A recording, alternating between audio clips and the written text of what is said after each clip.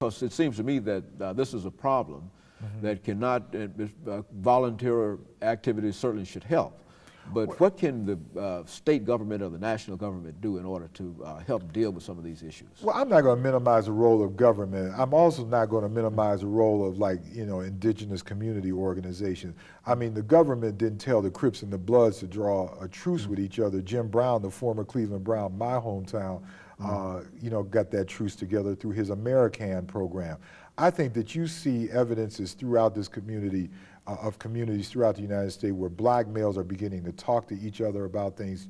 Black churches, I think, have a major role in doing that. I think that we see other groups such as the Nation of Islam that took Malcolm X out of prison, they continue to do that with black males throughout our community and so forth.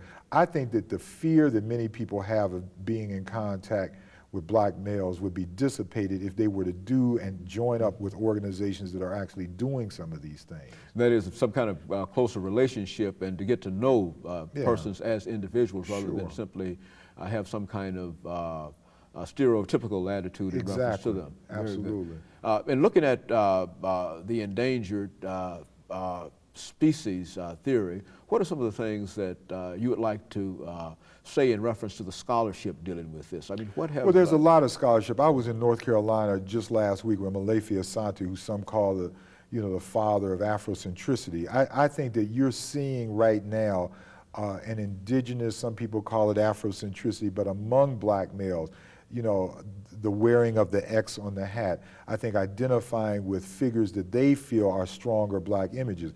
I'm tired of hearing people say things like, well, they're wearing these X's on their hats and they don't know what it means. Well, I think they do know what it means. I mean, I've had virtually no black males who I don't know what Malcolm X stood for and so forth.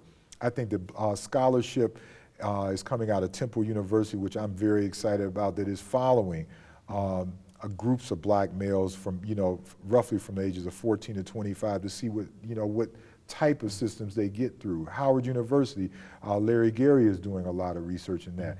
What we're finding now is that most black males have virtually no contacts with role models that are positive. Not all black males, but many black males. Our communities have been fractionated since a lot of desegregation and so forth. And I think that what we're seeing that when you place a black male in contact with a positive black male that can talk to him, take him places, celebrate his birthday with, that they're just like any other person on this earth, that they're happy and they're satisfied with that. There's a program in Los Angeles I'm very excited about. They're mentoring older black people, 50, 60 years old, with younger black males, and there's, and it's amazing. Like, these black males may not obey another black male or a white person or something like that, but when these old folks, get to them and say, look, you better sit down and be quiet, they sit down and be quiet.